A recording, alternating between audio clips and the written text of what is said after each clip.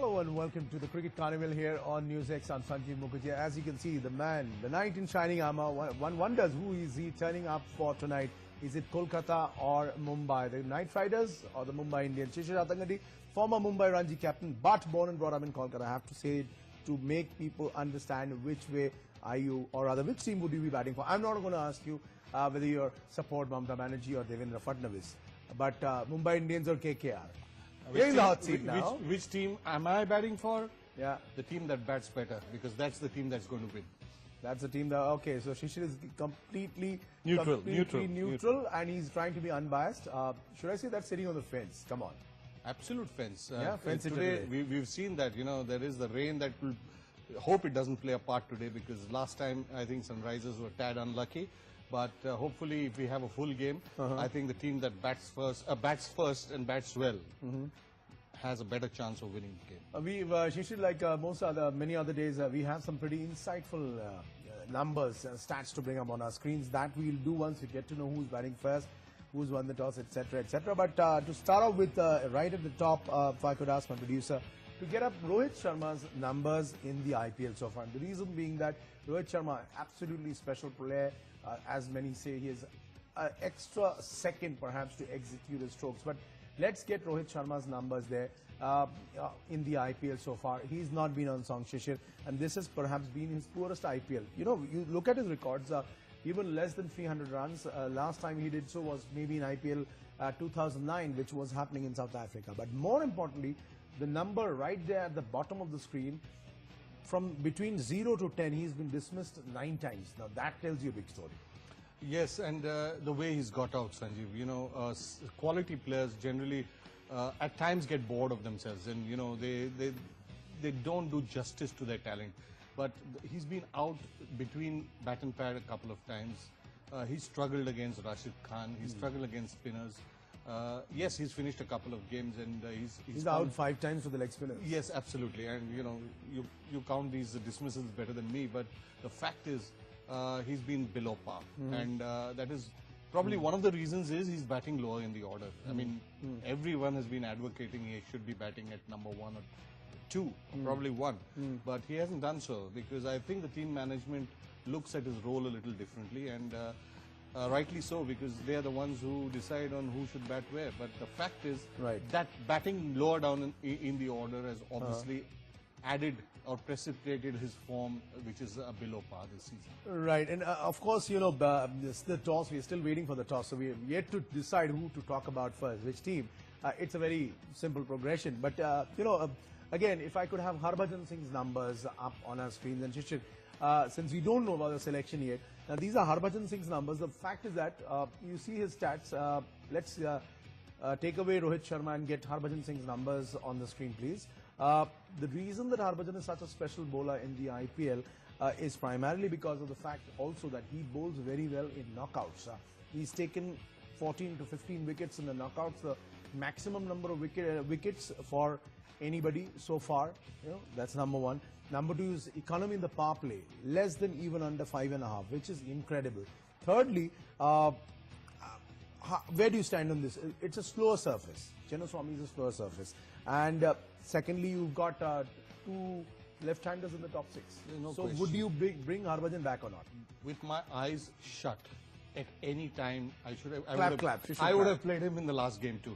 The fact is that, you've taken all What do we tell the Mumbai Indians management right now? They're not hearing, but you can still say. You see, I think they need to, the fact is that, you've taken all What do we tell the Mumbai Indians management right now? They're not hearing, but you can still say. You see, I think they need to instill some faith in young Rana, whom they invested in throughout the season. Yes, he had a couple of bad games, but he showed a lot of promise, and he showed that he can attack the opposition, which seemed right, and which seemed the right move, and a left-hander doing it, but they dropped him after one good knock from Ambati Rayudu. So that's a chance they took, it didn't work.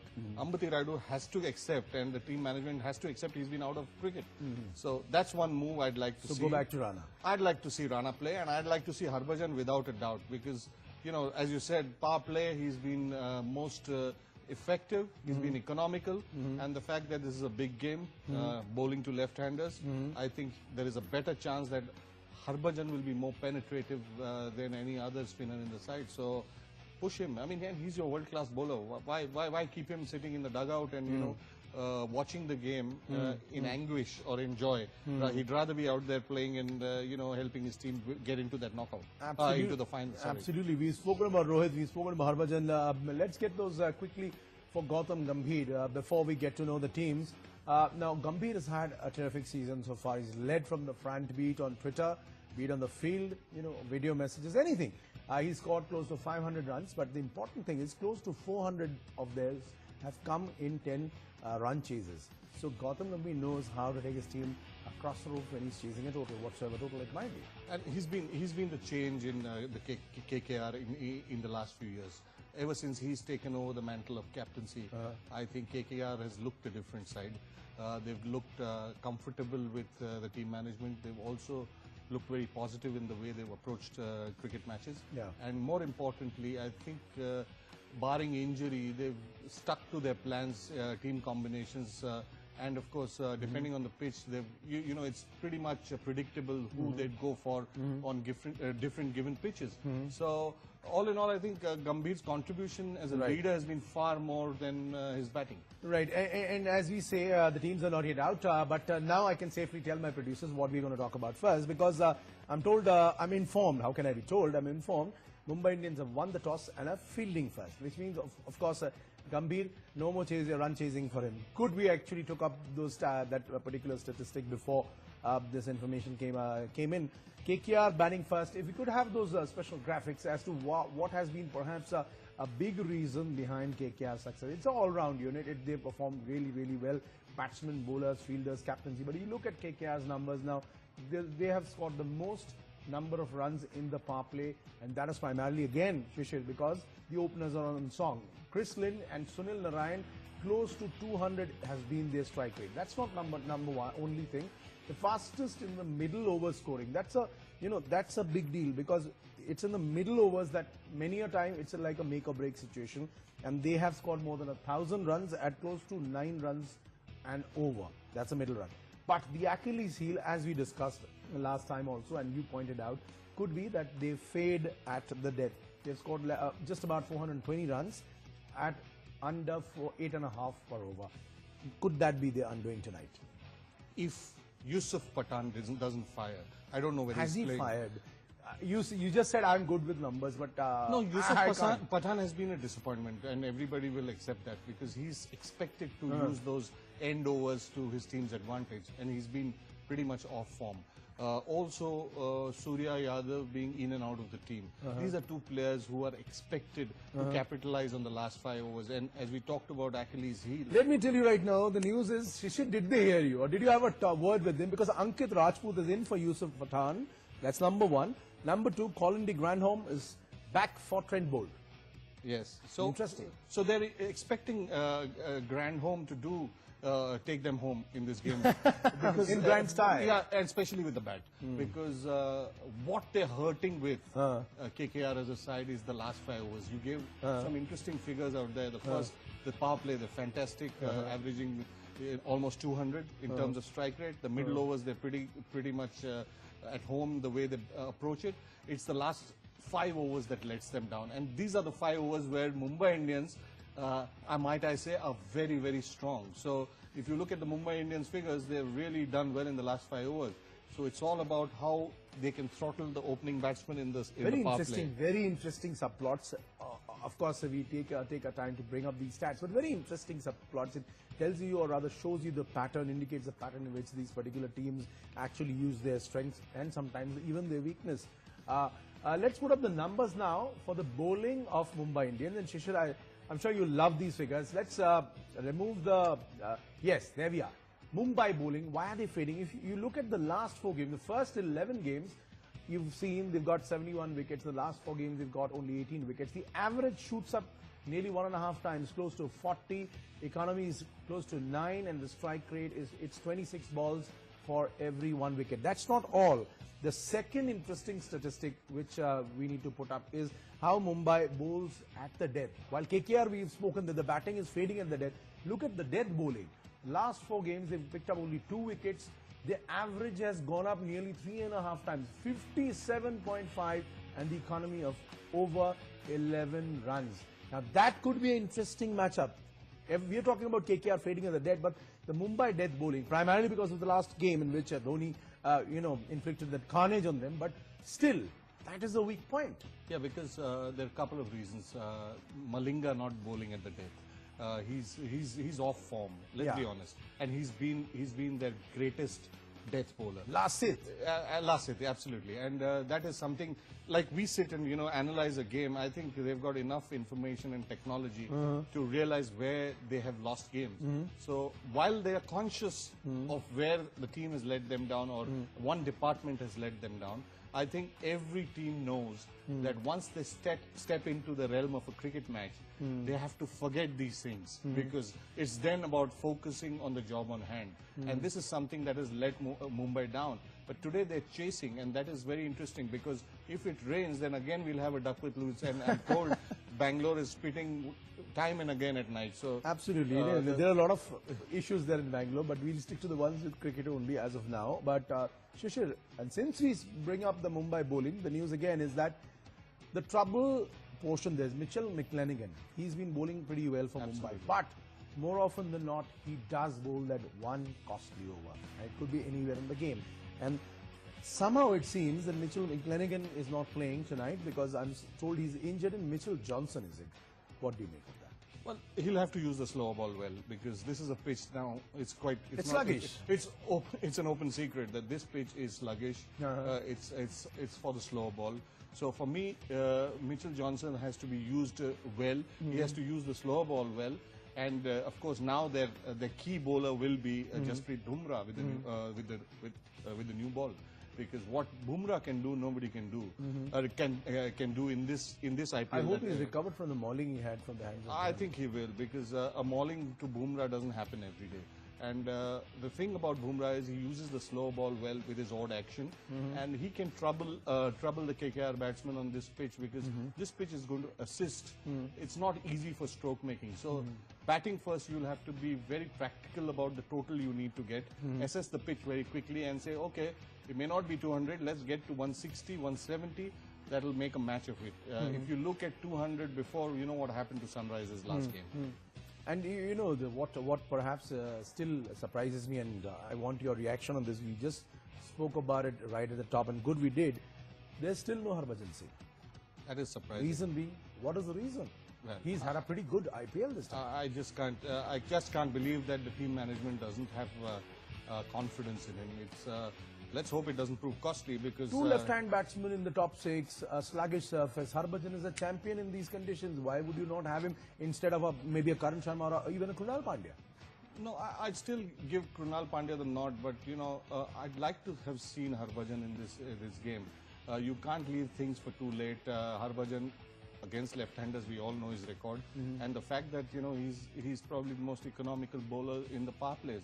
So it's beyond me, but I hope it doesn't hurt them. No Harbhajan, and then you get Mitchell Johnson in. He's not been in the greatest of shapes. Let's be honest. He's a great bowler, but in this particular IPL, he's come in because of a fitness reason. But a fitness reason, isn't it? Yeah. So that's acceptable because you get a fast bowler for fast bowler, left arm fast bowler for a fast bowler. That's okay. That's acceptable. But Harbhajan not being there is for me pretty and also not surprising. Also the middle overs where Kolkata Knight Riders is very good. Harbhajan has picked up 7 wickets in the middle overs. No bowler has got so many wickets in the middle in this IPL. So even the numbers are not lying as far as Harbhajan is concerned. No, numbers never lie. I'm not batting for him, but I'm just pressing his case why he should have been perhaps in the You're bowling for him. I'm bowling for him. But the fact is that, I agree, I tend to agree with you. Not very often though, but today I do. The fact we agree to disagree. Yeah, but today I think I am on the same page as far as Harbhajan's. Not very often though, but today I do.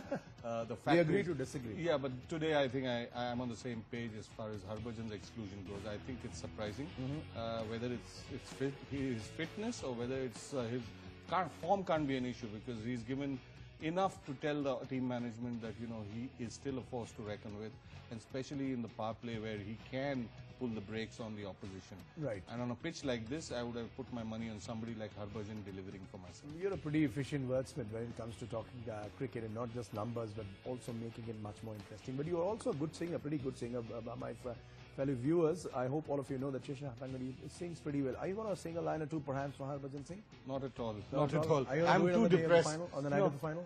After the final, maybe. You do it every year like this? But my worry now in today's game. You're not going to sing? You're not going to sing? I'm going to troll you. There, but you see these guys in Pakistan, they're trying to troll Mohammad Kaif and Virendra Sehwag. Let me troll you on air. Are you going to sing? Are you going to sing? Oh, yeah, Are you going to sing? Are you going to sing? Well, I'll whistle if I have to, but at the moment, let's just wait and see what the thinking behind Harbhajan not playing is, because I find it very hard to digest that somebody who's in form on a pitch like this is not picked in the 11, because this is something that you and I or anybody who's been following the IPL very closely would have put their money on. And Harbhajan not playing, maybe it could be a big blow to them, especially when if Chris Lynn gets into his hits his straps very early in the power play, because that's something you'd like to see him do against somebody like Sunil Narine if he opens, because an off spinner is always going to pose problems that other bowlers don't do, especially in the power play. Right, you can send in your tweets and your thoughts to our dear very own Shishirda, because tonight his heart is broken into two and perhaps three now. One for Kolkata, one for Mumbai, and of course one for his favourite Harbhajan Singh. On that note, you can send in all your thoughts and comments and suggestions to us on Twitter. Till then, as we wait for that, we take a short break. When we come back, we talk about how the Mumbai batting is going to fare against the Kolkata bowling. It's as simple as that. Stay right here. This is NewsX.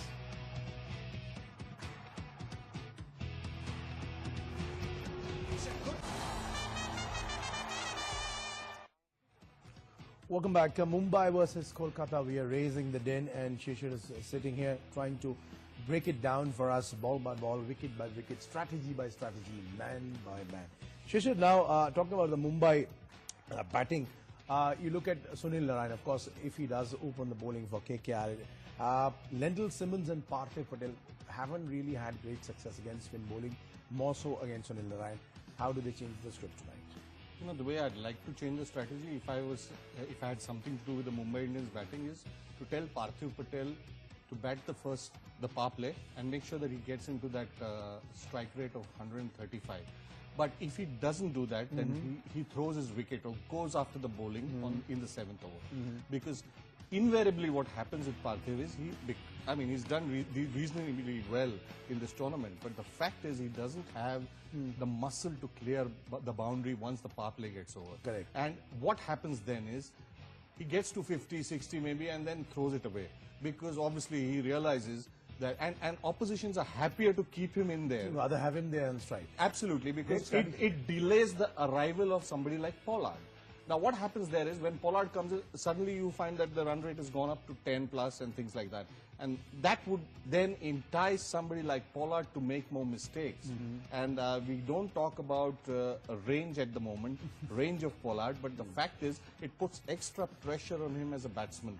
So even in the last game, you noticed Pollard came very high up in the batting order. He has told himself he cannot have any of those brain fates. Yeah, absolutely. So on a serious note, I think Parthiv needs to realize his core strengths and accept his areas of improvement and not try and work on them at this stage. Because if he gets out in the 7th or 8th over, having delivered the numbers that we expect of him, he'll give a little bit of comfort to the middle order batting, with Rohit and Pollard and the Pandya brothers coming in. They will have enough time to be able to put up that score that can take them to a win. Should Rohit open instead? Oh, he should have opened at the start of the season. Should he tonight? Well, I would honestly, I would. But I don't think it will happen because, cricket's a game of numbers, and Parthiv got a few. He got 60 odd in the last game. So I don't think they'll do something as dramatic or innovative as that. But if I were Rohit Sharma, I'd say no, I'm going to take them on in the first 6 overs. Right, and not just Sunil Narine, the Mumbai Indians batting will be up against two fine bowlers in great form, Umesh Yadav and Nathan Coulter-Nile, especially in the last game which we saw. Similar sort of conditions, it is a sluggish pitch, ball stops on you, perhaps holds on you, and he bowls the perfect length. It'll be difficult for a batsman like a Rohit Sharma in the sort of form he is or isn't rather, and even Ambati, right, as you rightly mentioned at the beginning. I get the feeling and a feeling that Sunil Narine might open the bowling. Okay. For the simple reason that, on a sluggish pitch like this, Simmons may not be too comfortable. Let's put it this way. He won't be as comfortable with Sunil Narine bowling his his spin, and more comfortable against the quicker bowlers. So allowing him not to get, or not allowing him to get off to a good start, yeah. they would probably get in Sunil Narayan early on, in case they to probably try one over with Kultanail and then keep the three of his overs for the later part of the innings. But I suspect they'll start with Sunil Narayan and try and pick up early wickets. And the fact that they are, again, as you said, they're still playing Ambati Raidu. Oh, they are. That means there's a faith in Ambati Raidu, and it's understandable, but I don't know whether it's the right decision, because, you know, as Gambhir as captain, I'd rather see, would I like to see Ambati Raidu coming into bat in a pressure situation, or Nitish Rana? Nitish Rana would be dangerous because he's had enough of cricket this year. Yeah. And as an opposition captain, I would rather see Ambati Raidu, who's not had too much cricket. I'm not saying that he may not do well. He probably will do well. But the fact is, there is a comfort level with a captain to see somebody like Ambati Raidu come in rather than Nitish Rana. And this means that, you know, you are probably, in a sense, giving the opposition captain a feeling of comfort, which you don't want him to have in a game like this. And Piyush Chawla can prove to be more than just a handful tonight also, because we spoke at the start that Rohit Sharma has been dismissed by leg spinners 5 times, and Piyush Chawla looks to be in good nick. Oh, he is, and he's been one of the reliable bowlers. I mean, he's been... And he loves bowling here. He loves bowling here. This is a pitch that might suit him. And if KKR can, you know, snuff out or sniff out one of the big hitters like Pollard, then it'll sort of egg him on to, you know, put pressure on the other batsman, because Piyush Chawla is a kind of bowler, the moment he picks up an early wicket, he becomes a different bowler. You know, he puts pressure on the opposition. So it's important for Chawla to strike early, to be able to get that confidence and, you know, clamp down on the opposition. For Chawla to strike early, to be able to get that confidence and, you know, clamp down on the opposition. The fact is, yes, there is a Pollard, there are the Pandyas who can take off, but this pitch, I think, will be more a battle of attrition than going over the top. So are you keeping Gambhir and his team a little ahead, considering the conditions and also the team selection? I think the team selection puts them ahead more than the conditions. And of course, the fact that this pitch is going to be conducive to spinners. So how Sunil Narayan bowls is going to be critical in the power play, and I'm sure he'll bowl in the power play. You're sure he'll bowl in the power play? Before we wrap it up, just one quick thought. It slipped my mind. Although Rohit Sharma has not been in the best of form this particular time in one of the poorest IPL seasons, but he's the all-time highest run getter against KKR. So who knows? He might just get it back. Yesterday is history, tomorrow is mystery. Yeah. What is important is what happens today. Yeah. So today's story could be the one which will decide. Rohit Sharma could be decide. Little more time left, so let's try and put Shishir in a corner. It's very difficult to do that because he generally wriggles out far sooner than we even try and finish doing our job. Mumbai or Kolkata? I think team batting second has a chance, has a better chance, because if it rains... How much would KKR make? How much should they put up on the board? You are asking me a question, but I'd like to think that they would be about looking at 160, honestly, and that would be a good performance. If they get 160 plus, they will put pressure on the opposition, and it all depends on how Mumbai bowls. I'm telling you, they're going to miss Harbhajan. You say what you want and you ask me any question. My problem is, why is Harbhajan not playing?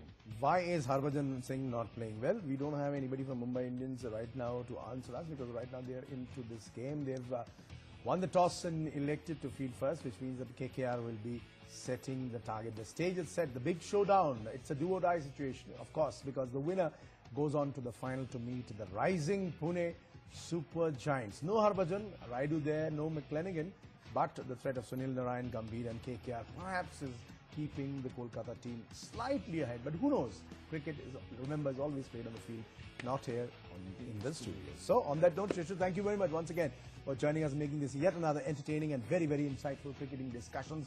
You only get it like this right here on the Cricket Carnival on NewsX. I'm Sanjeev Mukherjee. Thanks for watching. Goodbye.